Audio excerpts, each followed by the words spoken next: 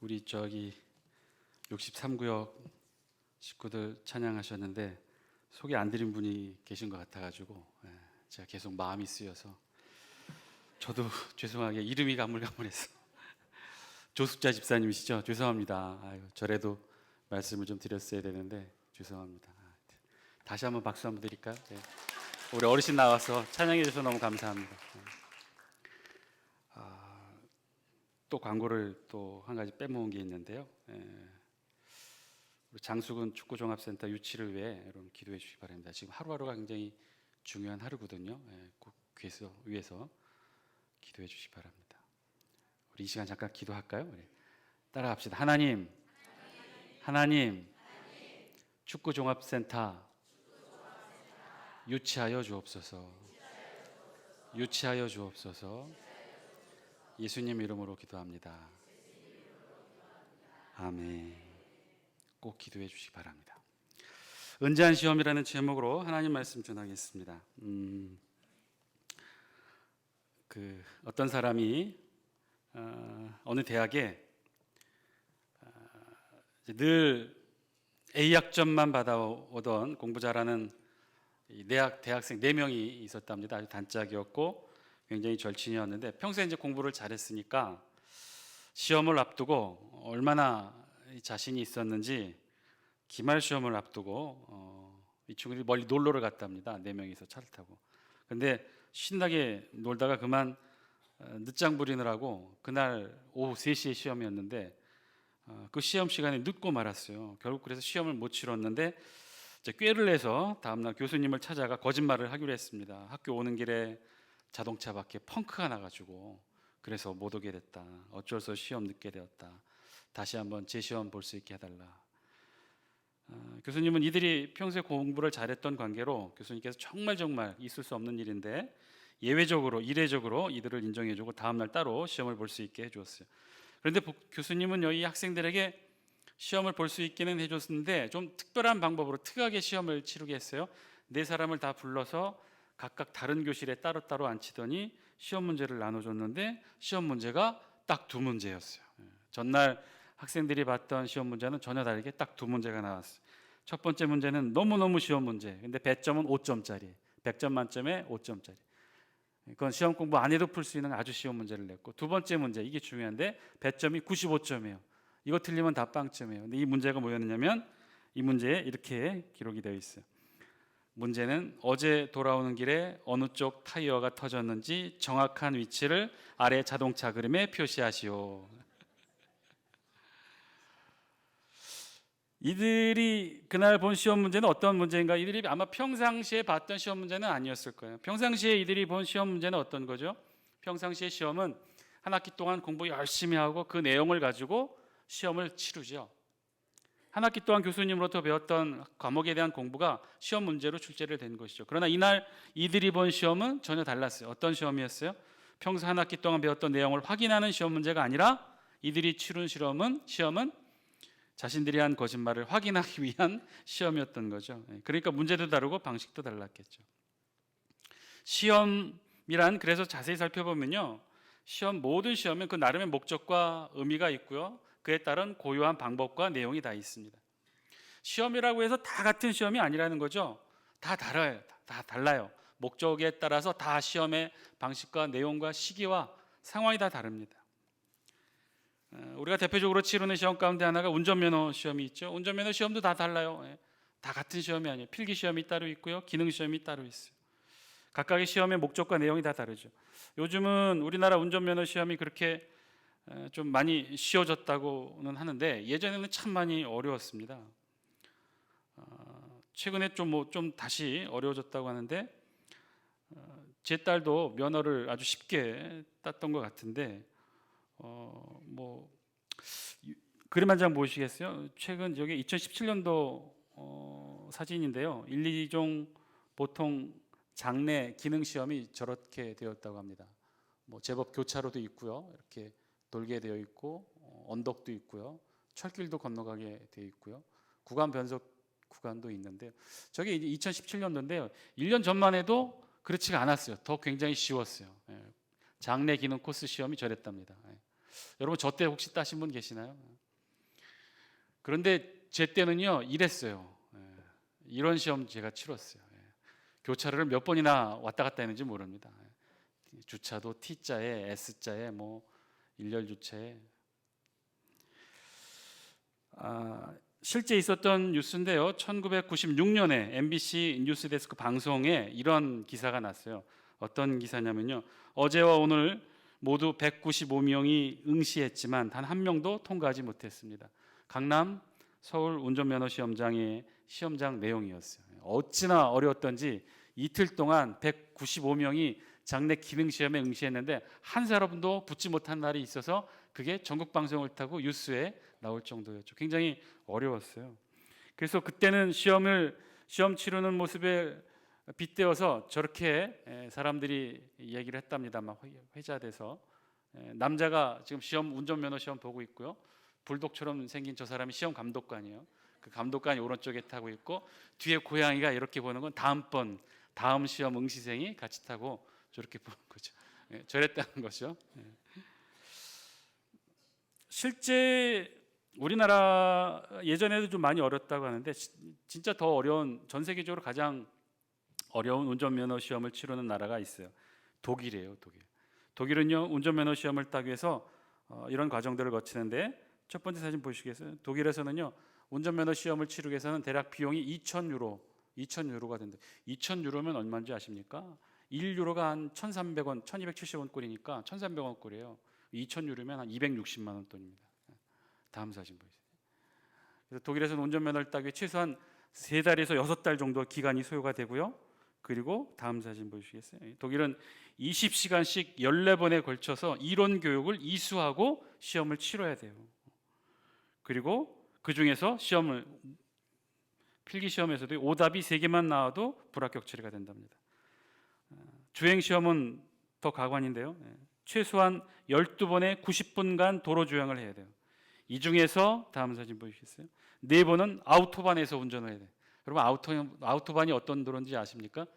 속도 무제한 고속도로에서 4번은 운전을 해야 운전면허증을 준대요. 그리고 그 중에 3번은 밤에 야간 운전을 해야 된답니다.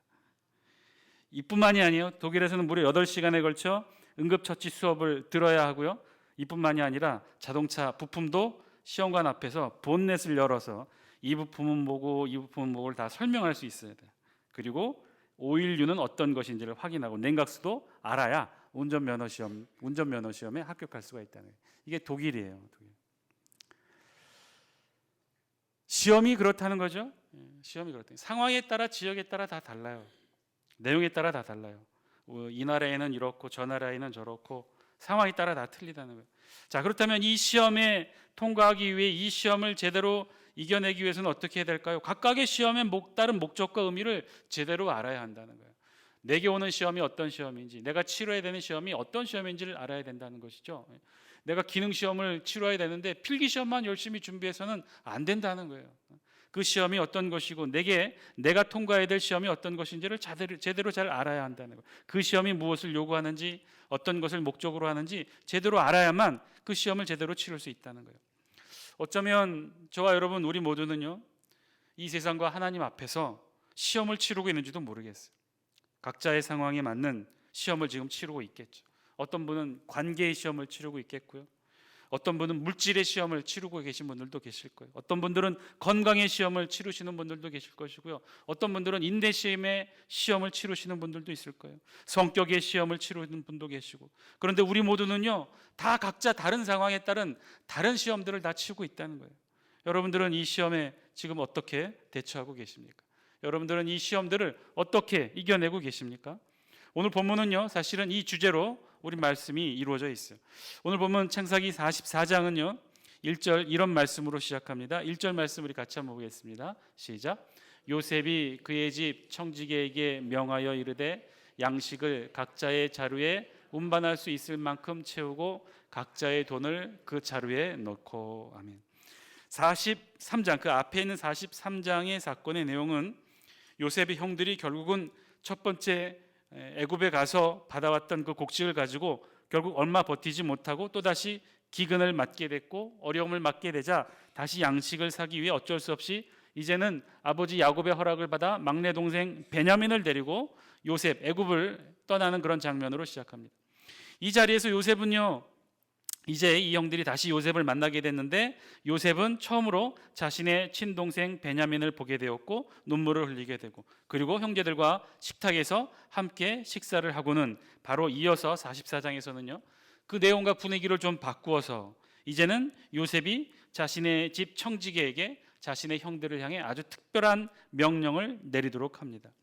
요셉의 형제들에게, 청지기에 내린 명령은 이래요. 요셉의 형제들에게 각자의 자루에 운반할 수 있을 만큼의 양식을 채우게 하고는 각자의 자루에 형들이 가져온 돈을 도로 넣게 한 것이죠. 그런데 이것은요 그리 크게 놀랄 만한 일은 아니에요. 왜냐하면 첫 번째도 그렇게 했으니까요. 첫 번째도 형들이 양식을 사기 위해 애굽에 왔을 때 가져갔던 돈을요, 양식을 사가지고 갈 때 그 자루에 다 넣어서 돌려보냈죠. 이것은 그리 특이할 만한 행동은 아니에요. 놀랄 만한 일도 아니에요. 그런데 요셉은 여기에 한 가지를 더해 특별한 명령을 내리죠. 어떤 명령을 청지기에게 내리느냐? 2절 말씀이에요. 우리 2절 말씀 영상을 통해 같이 함께 읽겠습니다. 시작. 또 내 잔 곧 은잔을 그 청년의 자루 아귀에 넣고 그 양식값 돈도 함께 넣으라 하며 그가 요셉의 명령대로 하고. 아멘.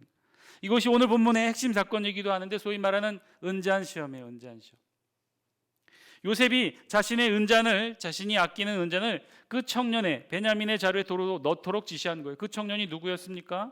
베냐민이에요. 형제들 중에 제일 나이가 어린 베냐민. 요셉이 그토록 보고 싶어 했던 자기 친동생 베냐민에게 그 자루에 이 은잔을 넣었던 거예요. 요셉은 지금 자신의 친혈육 동생 베냐민 자루에 돈과 함께 요셉의 은잔도 넣으라고 청지기에게 비밀 특명을 내렸다는 것이죠. 자, 요셉은 왜 이런 명령을 내렸을까요? 그리고 추가적으로 요셉은 청지기에게 또 이렇게 지시합니다. 형제들이 그 자루를 가지고 성읍에서 멀리 떠나기 전에 뒤를 쫓아가게 해서는 형제들을 함정에 빠뜨리게 하라는 것이죠. 4절 5절 우리 영상을 통해 같이 한번 읽습니다. 시작. 그들이 성읍에서 나가 멀리 가기 전에 요셉이 청지기에게 이르되 일어나 그 사람들의 뒤를 따라가서 그들의 이르기를 너희가 어찌하여 선을 악으로 갚느냐? 이것은 내 주인이 가지고 마시며 늘 점치는 데 쓰는 것이 아니냐? 너희가 이같이 하니 악하도다 하라. 아멘. 그 형들을 쫓아가서는요 그 자루를 다시 풀어보게 하고 거기서 내 주인이 가지고 있는 이 은잔을 훔쳐갔다라고 형들을 붙잡아 오라는 거였어요. 여기서 말하는 이 은잔은요 히브리어 까비아예요. 까비아. 우리말로는 그저 은잔, 잔으로 이렇게 번역을 했는데 이것은 좀 특별한 의미라고 해요. 그러니까 단순히 잔이라고 하는 것이 술잔의 의미와 같이 뭐 술을 따라 마시거나 음료수를 따라 마시는 그런 잔의 의미가 아니라 여기서 쓰였던 이 까비아라는 단어는요 그런 단어가 아니라는 거예요. 그 술이나 음료를 따라 마시는 그런 잔은 히브리어로 코스라고 하는 단어를 쓴다고 해요. 그러니까 그건 전혀 다른 단어죠. 근데 여기서 쓰인 이 까비아는 어떤 때 사용되는 잔을 가리키느냐?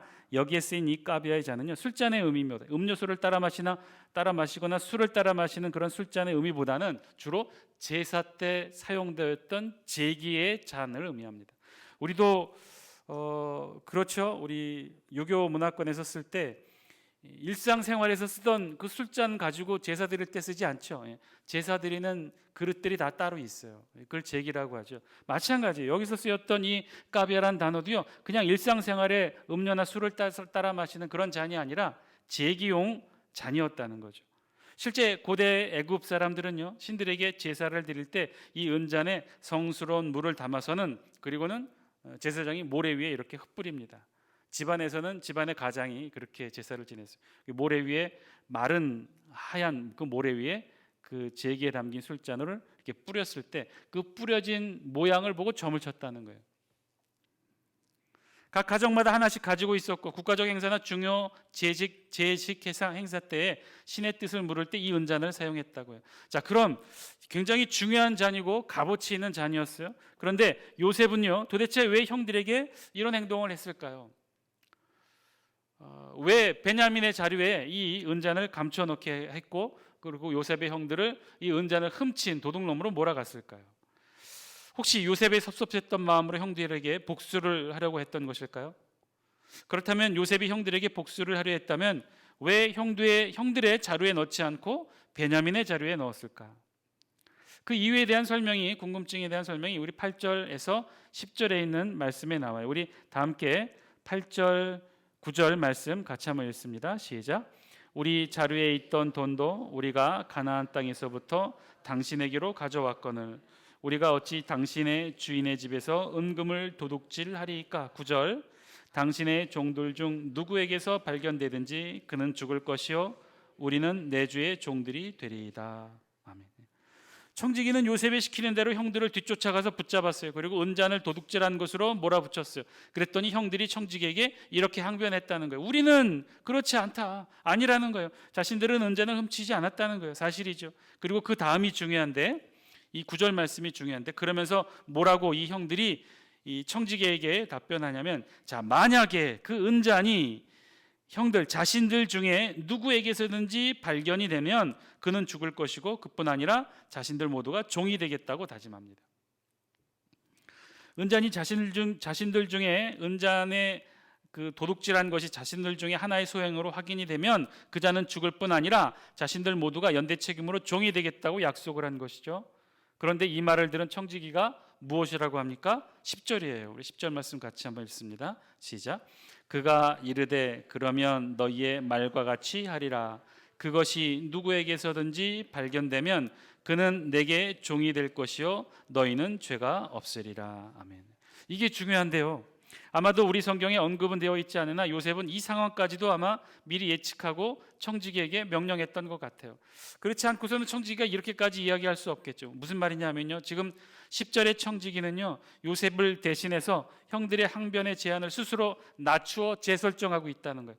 자, 형들의 제안은 뭔가요? 은잔이 만약에 발견되면, 우리 자루에서 은잔이 없어졌다고 하는데 그 없어진 은잔이 우리들 자루에서 발견이 되면 발견된 자는 어떻게 해요? 죽고 자신들 모두, 함께 있던 우리들 모두는 다 함께 연대 책임으로 요셉의 종이 되겠다라고 형들이 이렇게 제안을 하잖아요. 그런데 이를 들은 청지기가 그것을 어떻게 수정합니까? 자신의 임의대로 형들의 제안을 낮추어 설정해요. 뭐라고 설정하죠? 은잔이 발견된 자만 죽는 것이 아니라 종이 되고 나머지는 어떻게 해요? 죄가 없을 것이다. 풀어주겠다라는 거예요. 나머지는 은잔이 발견되지 않은 자는 죄를 묻지 않고 돌려보내주겠다는 거예요. 자, 다시요. 형들은 뭐라고 그랬어요? 은잔이 발견되면 그 자는 죽고 우리는 연대책으로 다 종이 된다라고 그렇게 얘기했죠. 그랬더니만 이 청지기가 뭐라고 그랬어요? 아니다. 발견된 자만 종이 되고 나머지는 풀어주겠다. 아마도 요셉은 이러한 상황까지도 예측하고 미리 청지기에게 이렇게 대본을 주었던 것 같아요. 그리고 여기에 요셉이 이렇게 한 진짜 목적이 있었죠.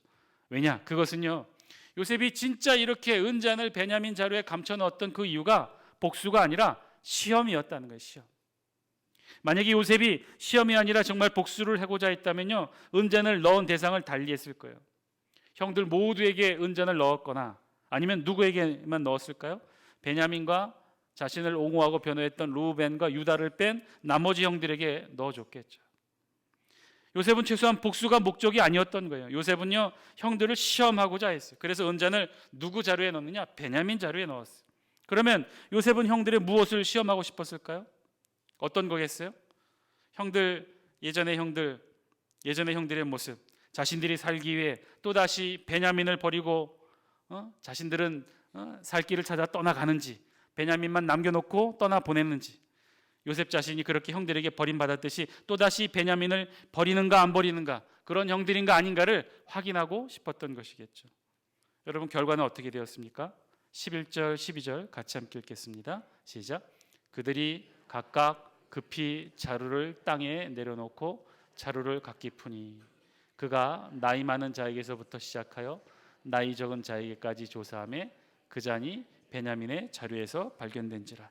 자, 그랬더니 어떻게 됐습니까? 원래대로라면, 청지기의 제안대로라면 어떻게 해야 되죠? 베냐민만 남기고, 그래서 그만 종이 되고, 그렇게 되면 베냐민에게만 죄를 묻고 나머지 형들에게는 죄를 묻지 않겠다, 그렇게 청지기가 얘기했죠. 그러면 형들은 그냥 유유히 떠나면 됐어요. 그렇게 했어도 되었어요. 예전처럼 베냐민만을 버리고 떠나면, 요셉을 버렸던 것처럼 베냐민만을 버리고 그렇게 양식을 가지고 고향으로 아버지 야곱이 있는 곳으로 돌아갈 수도 있었어요. 그런데 형들이 어떻게 합니까? 13절 말씀 우리 같이 한번 읽겠습니다. 시작. 그들이 옷을 찢고 각기 짐을 나귀에 싣고 성으로 돌아가니라. 아멘. 어떻게 했다고 그랬어요? 다시 성으로 돌아갔다는 거예요. 모두 다 한 명도 빠짐없이 다 자신의 일처럼 옷을 찢고 눈물을 흘리며 베냐민과 함께 성으로 돌아갔다는 거예요. 형들은 베냐민을 위해 함께 연대 책임을 지기 위해 성으로 돌아가는 거예요. 예전과는 다른 모습을 보였던 것이죠. 요셉이 은잔 시험으로 확인하고 싶었던 것이 바로 이것이었을 것입니다. 형들이 예전의 모습에서 변화되었는지, 예전의 죄악의 모습에서 얼마나 성숙했는지, 아직도 예전처럼 자신들을 위해 동생을 버리고 희생시키고 그런 이기적인 모습으로 돌아서는 사람들인지 아닌지 요셉이 확인하고 싶었던 거예요. 사랑하는 장수교 성도 여러분, 오늘 말씀을 통해 우리에게도 들려주시는 하나님의 음성, 저와 여러분들이 들을 수 있게 되길 바랍니다. 요셉의 은잔 시험, 어쩌면요 이 시대를 살아가는 저와 여러분들에게도 오늘 우리에게도 있게 될는지 모르겠어요. 예전에 우리의 실수, 잘못, 죄악의 모습, 연약함으로 실수함으로 어쩔 수 없이 때로는 우리의 욕심으로 그렇게 죄를 지었던 우리의 지난날 우리들의 모습, 저와 여러분들에게도 있죠.